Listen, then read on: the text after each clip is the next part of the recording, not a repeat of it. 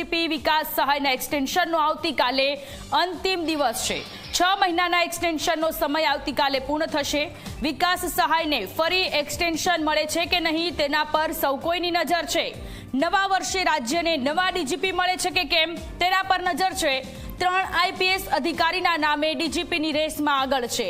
Doctor KLN રાવનું નામ DGP રેસમાં આગળ છે। આઈપીએસ GS મલિક, શમશેરસિંહનું નામ પણ અત્યારે ચર્ચામાં ચાલી રહ્યું છે। ત્યારે સવાલ થઈ રહ્યો છે વિકાસ સહાયને ફરી એક્સટેન્શન મળે છે કે કેમ? નવા વર્ષે શું રાજ્યને નવા ડીજીપી મળશે? 6 મહિનાનો એક્સટેન્શન આ પહેલા આપવામાં આવ્યું હતું અને હવે આવતીકાલે તેનો સમય પૂર્ણ થઈ રહ્યો છે। ત્યારે નવા વર્ષે રાજ્યને નવા ડીજીપી મળે છે કે કેમ તેના પર અત્યારે સૌ કોઈની નજર। સંવાદદાતા હિતલ પારખ આપણી સાથે જોડાયેલા છે। હિતલ, ડીજીપી વિકાસ સહાય કે જેમનું એક્સટેન્શન 6 મહિના પહેલા આપી દેવામાં આવ્યું હતું, જે હવે આવતીકાલે અંતિમ દિવસ છે, પૂર્ણ થઈ રહ્યું છે, ત્યારે શું લાગી રહ્યું છે કે નવા ડીજીપી તરીકે કોણ બનશે? જી ચોક્કસ એવું કહી શકાય કે વર્તમાન ડીજીપી વિકાસ સહાય છે તેમને 6 મહિનાનું એક્સટેન્શન આપવામાં આવ્યું હતું, એ આવતીકાલે પૂર્ણ છે।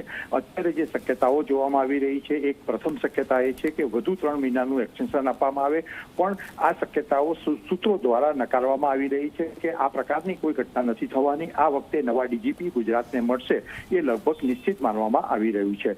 સ્વાભાવિક છે તો એમાં સૌથી સિનિયર કે લક્ષ્મી નારાયણ રાવ સૌથી સિનિયર છે અને તેમની પાસે હજુ 23 મહિના જેટલો સમય બાકી છે, તો તેમને એક્સટેન્શન આપવામાં આવે, તેમને નવા ડીજીપી તરીકે નિયુક્ત કરવામાં આવે તેવી શક્યતાઓ અત્યારે જોવામાં આવી રહી છે।